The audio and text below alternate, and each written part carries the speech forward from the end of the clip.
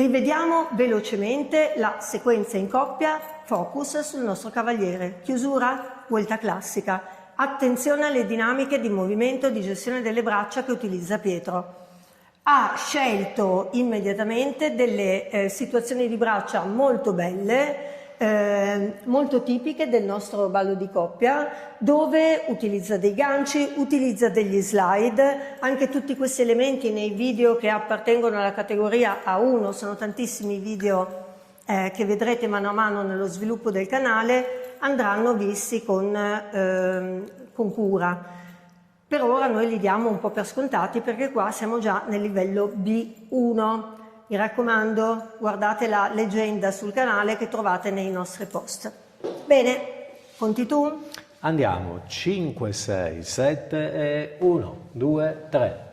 5, 6, cambio mano, 1, 2, 3. 5, 6, 7, 1, 2, 3, 5, 6, 7. Benissimo, ma c'era anche la stessa sequenza ballata dalla nostra dama. Certo. E quello che ti chiedo, Pietro, è di darmi la possibilità di eseguire quindi la sequenza esattamente come l'avevo proposta a loro. Avevo fatto proprio gli stessi passi che ho ballato per il cavaliere. Quindi ero partita con la modalità del mezzo giro a destra con perno anche per la dama sulla destra.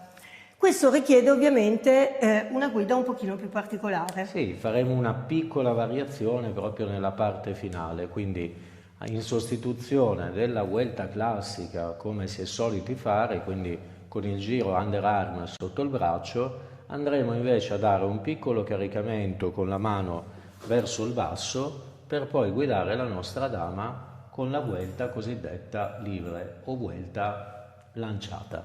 Perfetto. Andiamo quindi a rieseguire, se tu sei d'accordo, la prima parte relativa alla sequenza del cavaliere e avremo poi, come ci ha detto il maestro Mingarelli, la possibilità di andare a eseguire la nostra parte. Ricordate quindi che una delle opzioni possibili però è quella che vi abbiamo appena mostrato, cioè quella dove andate a chiudere la vostra figura semplicemente con una vuelta classica, quindi con uno start, il sollevamento del braccio e la vuelta classica da parte della dama. Vediamo cosa ci propone il maestro Mingarelli, mi preparo. Ricordatevi che la variazione è solo sul finale, quindi la prima parte sarà interamente uguale. Quindi andiamo a ballare il cross body lead, 1, 2, 3, 5, 6, cambio mano al 7, 1, 2, 3, 5, 6, 7, 1, 2, 3. Vedete che qui c'è come un piccolo arresto di guida, vedete che la mano va verso il busto del cavaliere per eseguire il caricamento e poi spostare la guida, cavalieri, alla vostra destra, contemporaneamente al passo che a sua volta si modifica, perché al posto di marcare indietro come facevamo prima col piede destro, andremo in posizione laterale, facendo che cosa? Attenzione, 5, spostiamo la guida per la vuelta livre, 6, ecco questa è la modalità, e da questo movimento qui andiamo a lasciare la dama a farle completare il giro, 6, 7. In quel caso la coppia sarà andata in posizione che si chiama a sua volta posizione livre, ok? Quindi posizione libera, non più la posizione aperta che abbiamo visto nella figura precedente, ma la posizione appunto libera. Perfetto. La guida che mi ha dato il cavaliere mi dà la possibilità di andare a eseguire la variazione che ora farò. Ci tengo a sottolineare questo punto. Avete notato ovviamente sicuramente la differenza tra l'esecuzione della prima modalità, dove al 5 il mio cavaliere ancora prima si ritrovava ad avermi dato lo start, al 3 era già arrivato e aveva già sollevato il suo braccio. Quel sollevamento del braccio, no, nel momento in cui era arrivato, diceva a me dama, è quella guida. Cos'è la guida? È l'invito. L'invito, non la forzatura, non è arrivato facendomi gira, ok? Sono stata un po' irruenta, no? È arrivato sollevando il braccio dicendomi guarda che io ti sto chiedendo di girare verso destra, mi dà lo start e mi permette di andare ad eseguire la vuelta classica. Adesso sta facendo qualcosa di diverso. Nel numero 5 non arriva col braccio, nel numero 3 scusate, non ha il braccio sollevato, e a maggior ragione nel numero 5 vi ha detto una cosa importantissima. Vi ha detto: chiamo la dama leggermente verso di me, ok? Scusate, nel numero 3 arrivo e chiamo la dama verso di me, ed è nel numero 5 che porto la dama all'esterno. Quel passo che io vado a fare lateralmente è un passo guidato da lui.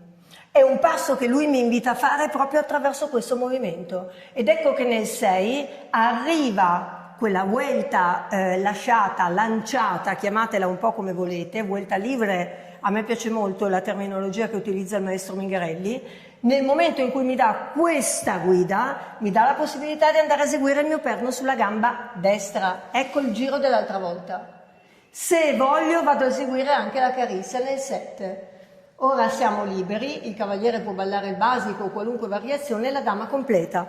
1, 2, 3, 5, 6, 7. Usciamo nell'eventualità, vedete che il mio cavaliere adesso, mi avevi avvisato, il mio cavaliere ha deciso di ballare un cross a 360 gradi. Lo andiamo a rivedere, mi piace questa cosa, bene, anche perché siamo già nel livello B1. Ricordatevi che le sigle che noi utilizziamo corrisponde a un livello preavanzato, all'incirca, intermedio preavanzato. Trovate tutte le sigle relative ai vari livelli che utilizziamo, c'è proprio una leggenda che vedete nei post del canale, ok? A cui dovete iscrivervi. Dove? Qui sotto, mi raccomando. Bene, rivediamo la medesima sequenza completa con l'esecuzione della parte del cavaliere, l'esecuzione dei mezzi giri da parte della dama, eventuale utilizzo delle braccia come abbiamo proposto la volta scorsa se desiderate, e questa uscita che poteva essere un cross a 180 che Pietro invece decide di ballare con un cross a 360 gradi.